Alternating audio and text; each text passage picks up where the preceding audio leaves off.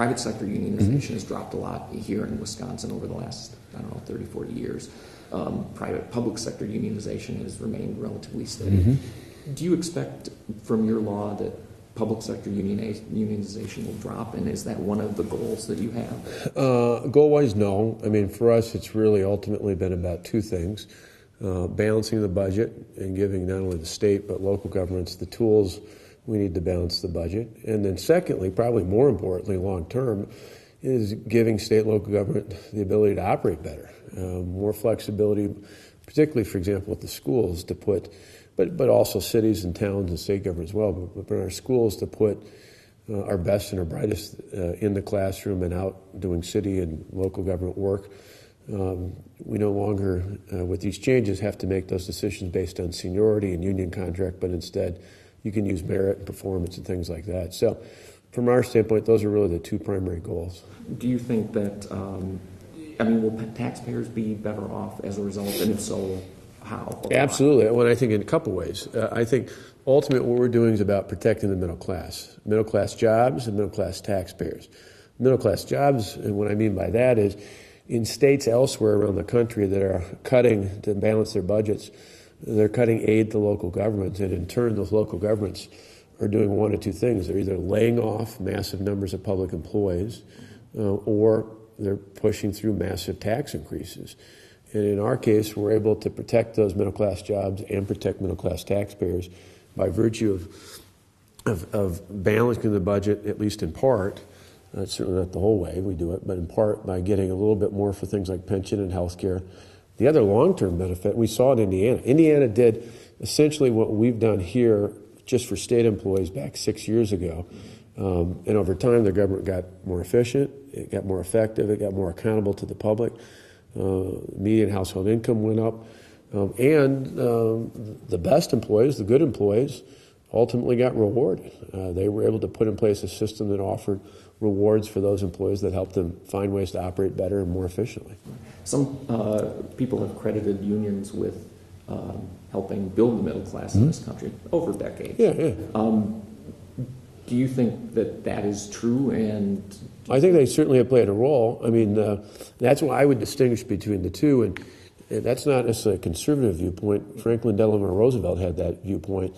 Mayor LaGuardia had that viewpoint in New York City. Others were longtime Democrat union supporters, but where they believed the role of the union was strongest in the private sector to protect reasonable wages, family-supporting wages, to make sure that work conditions and hours were reasonable.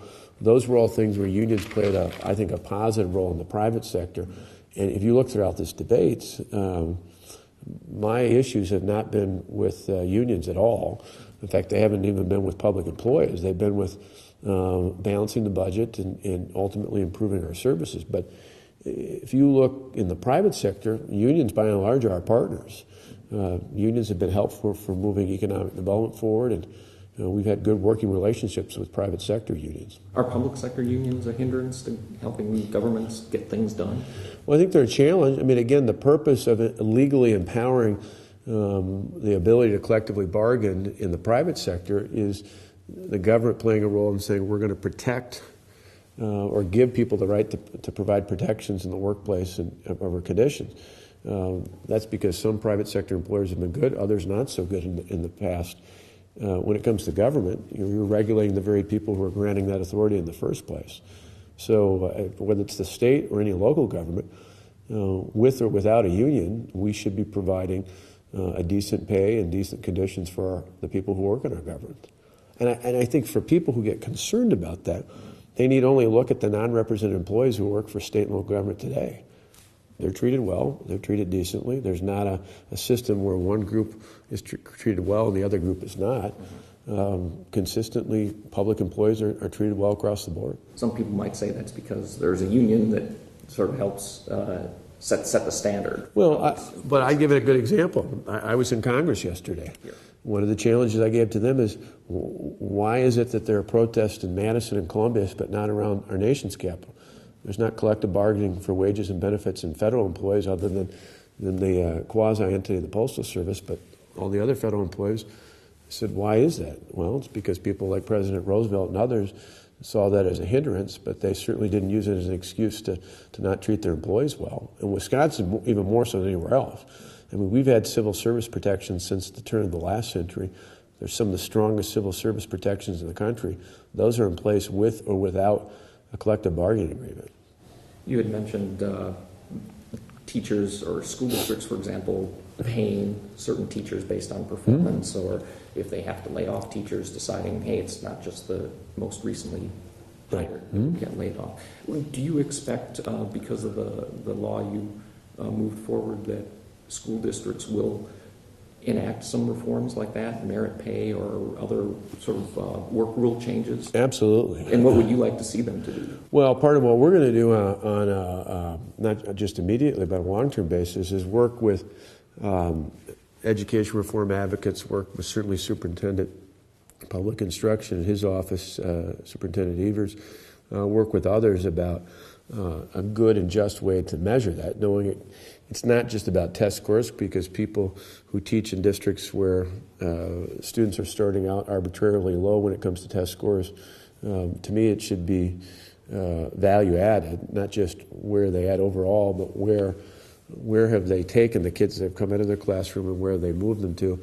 There should be a series of assessments, I think, that are part of that. So it's not just one standardized test, it's not just grade point, it's not just classroom performance, it's a series of things. And we want to work. I understand a number of teachers have concerns about that. I think that's legitimate to try and address as fair a system as possible. But I also know just because there are some challenges shouldn't be a barrier to ever doing pay for performance. Again, we do it successfully elsewhere in society, and it's proven to be quite effective. We should do it here as well.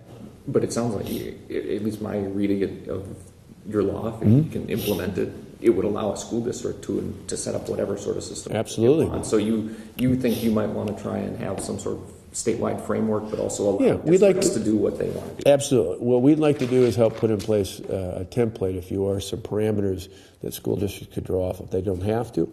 But I think many of them would appreciate some sort of common standards that they could use to draw off of, so that their compensation was similar, particularly because, eventually as things continue to improve in the economy, and it will, it's going to continue to be competitive to get the best and the brightest teachers. So they want a system that is compatible with what other systems are, what other school districts are doing across the state. Right. After your election, the WEAC president came out and said, well, I think now's the time we'll perhaps talk about these issues as well. They've since backed off after the collective bargaining law was passed, or perhaps before then. Right. Do you think that the law has sort of prevented you from partnering with them? No, I don't think so. I mean, obviously, in the short term, they backed off just because they didn't want to be anywhere connected to us, because of not just for themselves, but their members and for other unions out there. But I think eventually, once we get this all resolved in the courts, and it is clear when this is happening, because it's not a question of if the law will be enacted, it's when.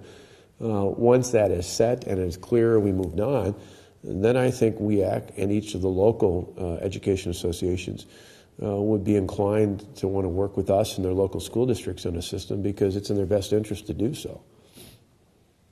For them, more than anything, not only to get pay for performance, but ultimately to make sure there's a system that accurately reflects all that it takes to be a great teacher.